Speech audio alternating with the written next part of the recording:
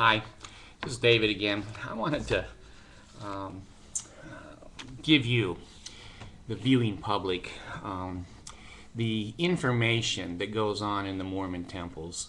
I'm telling you, if the public knew I'm not going to use the word atrocity. I think atrocity is too strong, but I'm certainly going to say the abuse and the cruelty of the things that go on in the temple. I was a temple veil worker in Los Angeles for about a year, Los Angeles temple. So I know the temple ceremony very, very well because I passed thousands of people through the veil, which is nothing more than a curtain that has holes cut in it. And I'm going to share with you my experience as a veil worker for the Mormon Church in their temple. And this is not going to be popular with the Mormons. And you know what? I don't care. This is what I saw and heard with my own ears and what I did for the Mormon Church. You can believe me. If you don't believe me, throw it in the trash. I don't care. I have no agenda here. If you like being a Mormon and you like all these pale ale and silly, oh God, hear the words of my voice and chanting, I don't care. I don't. So here's what would happen. After the session, movie is over with and all the people are almost, totally tired and asleep, they go to what's called the true order of prayer. Okay, what the true order of prayer is that they will have couples. It goes male, female, male, female, male, female around a circle. And the temple worker will say, please take the person to your left in the patriarchal grip. Maybe it's to your right. I can't remember, left or right. And the patriarchal grip is basically, this finger pointing into this part of the wrist, which is what's also called the patriarchal grip or sure sign of the nail. So all the women have these veils and funny hats on, and the men have baker's hat. If you've ever seen what a baker's hat or a graduation ceremony hat looks like, they all have that on. So the women all have to veil their faces. The men don't, but the women have to veil their faces. And so you take the person to the left of you. I remember, it's to the left of you. And you take them in the patriarchal grip. Then you put your left elbow on their right shoulder. Now you're all standing in a circle, okay? So you got them at the patriarchal grip, and you've got your hand, let me back up so you can, held to the square, and you put your elbow on their shoulder. Okay. Well, that's not, real weird. It's strange, but not real weird. And then the temple ordinance worker then kneels down at the altar. Now you're all around the altar with the patriarchal grip and the right hand to the square and on there, or the left hand there. So he kneels down. Oh, it's always a he. Women have no place in the temple. You're just baby machines and you're just sex objects. And you have to veil your faces because he can't pray looking at the cute ones that come through. So anyway, he raises his right hand to the square, and he will say the prayer. And the members of the group will repeat the prayer. And he'll say, Our Heavenly Father. And then all of you will say, Our Heavenly Father. We're thankful that we're in the temple this wonderful day. We're thankful we're in the temple this wonderful day. So this is the true order of prayer. Now, before that prayer starts is the chanting that goes on in the Mormon ceremony. Now, this has been changed because the modern prophet talked to Jesus, and Jesus said, some people don't like that crap. Change it. So the prophet had no choice. He just changed it because that's what Jesus wanted. And so I'm telling you where I was 8 or 9 years ago in the temple. So they teach you in the true order of prayer that you raise your both hands above your head. I don't even know if I can do this anymore. And you say, Pay, lay, ale. Pay, lay, ale. Pay, lay, ale. So you have to say it 3 times, okay? And then the person who's in charge of the temple ceremony there at that time he'll say, it signifies what Adam's language was. That was the Adamic language. Like, everybody knew what the Adamic language. I don't know who recorded this. I don't know if Adam had a tape recorder or Jesus just came down and told the prophet. Pele Ale means, oh God, hear the words of my mouth. Oh God, hear the words of my mouth. 3 times. Everything is 3 times. And so then you take the person in the patriarchal grip and you put your hand on their shoulder, and then he kneels down and he starts to say the prayer, and you repeat the prayer. Okay. Then after that's over with, they go back to their seats in the theater, and then you come to the veil. You know, you got this is, I don't know with my microphone if you can hear this, but when you come to the veil, if you're a man, you go to the man's side of the veil. But if you're a woman, you go to the woman's side of the veil. And so they have these little old people there because you can't remember all this crap. Nobody, well, we can because we're veil workers. We've said it thousands of times. But the average Mormon, they can't remember this crap. So there's a little person there that whispers to them what to say. And so the little veil worker person, now this will be a female for the females, a male for the male, and they'll take a little knocker. Now, I don't mean a boob. I don't mean a boob.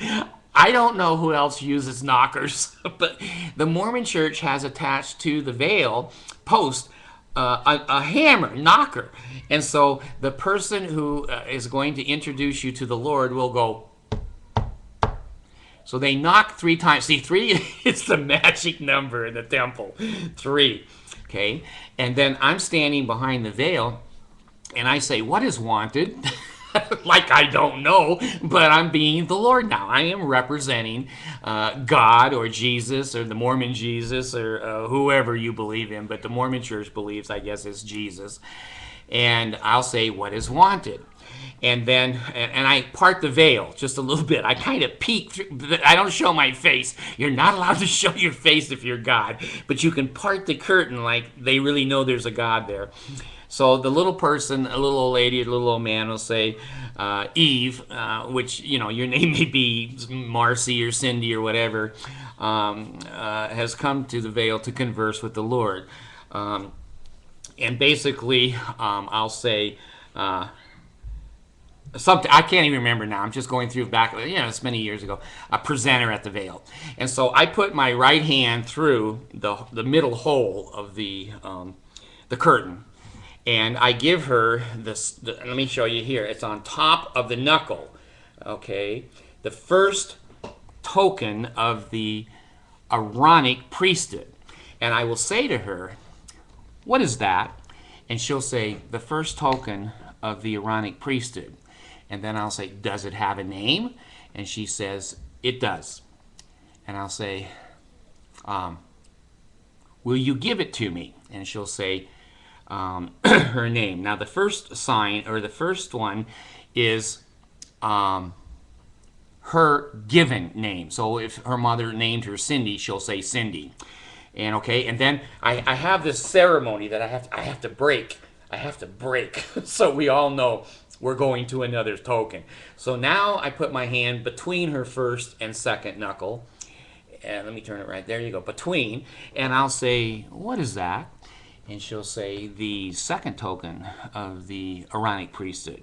And I'll say, does it have a name? And she says, it does.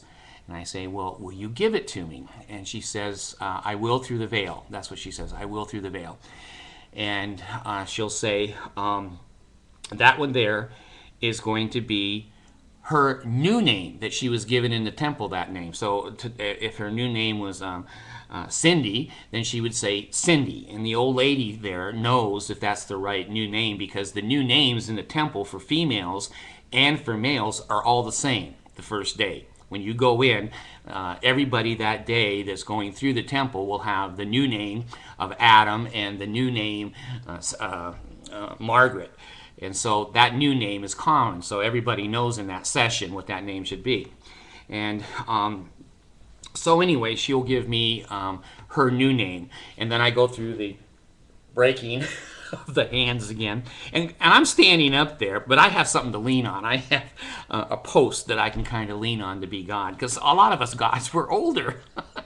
And so then I'd break it, and then I would say, she would put her hand out like this, and get my camera right, there you go. And I would like pinch between the front of her hand and the back of her hand with my thumb. And I would say, what is that?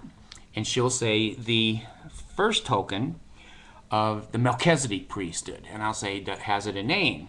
And she says,